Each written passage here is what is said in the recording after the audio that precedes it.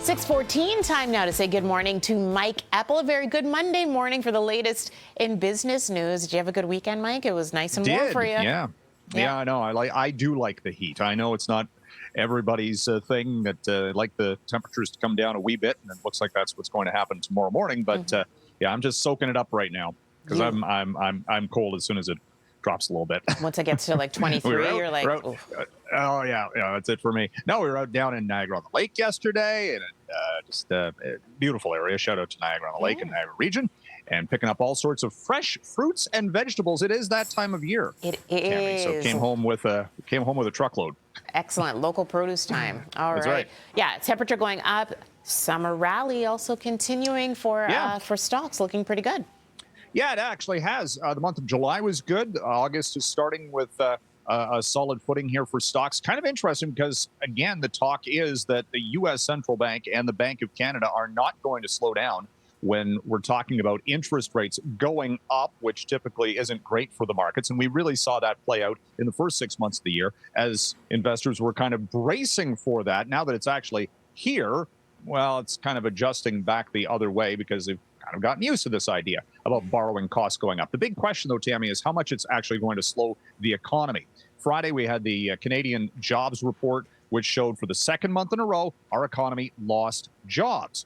Now, the unemployment rate still is at very close to a multi-decade low, but it's losing momentum. I think that was the takeaway from the Canadian jobs report. One of the sectors that lost jobs last month, look, healthcare. That's no surprise considering what we've seen, all of the delays and cancellations and issues within the healthcare sector, despite the government saying they've been adding jobs. Maybe we'll hear more about that in the speech from the throne and the reissued budget this week from Queen's Park. Nevertheless, out of the United States, their economy is weird right now, and that's the easiest way to put it. And it's kind of par for the course right now. Everything that we kind of expect to happen in a normal time frame from a month-to-month economy. Look, we're coming out of a pandemic, and everything then was kind of thrown off kilter, and we're kind of seeing the reversal of that. And the U.S. economy still creates all sorts of jobs, even though there's talk it's in a recession. So figure that out. Anyway, markets are up this morning, and looking pretty good to start the week. Okay, good. Anyone who has traveled through Pearson, used Air Canada throughout the country, you may have seen a flight cancellation or delay or 2 or 3 or 4 or 5.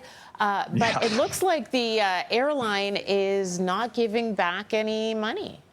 Yeah, Air Canada is being called out by activists about this, compensation under the new rules if a flight is delayed or canceled within a certain amount of time, and it's in the airline's control to basically warn passengers that something was going to happen.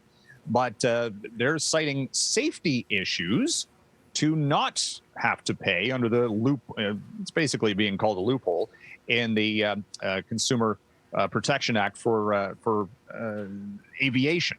So, it's this question about, okay, should Air Canada need to pay if, in fact, look, again, the pandemic was, a once in a lifetime event, and the airlines, of course, had all sorts of issues. And now the flip side is delays and cancellations. Should they be compensating passengers for delayed flights or canceled flights and lost luggage and everything else? This is probably going to be something that's going to go, I'm guessing, to the federal level at some point to see who's on the hook for what. Interesting footnote, Tammy, that Qantas Airlines, they're dealing with the same issues that Air Canada is dealing with, and all of the airlines right now. Qantas is sending out a memo to management, senior managers, help out in the baggage lanes. Go and sling some luggage, for goodness sakes.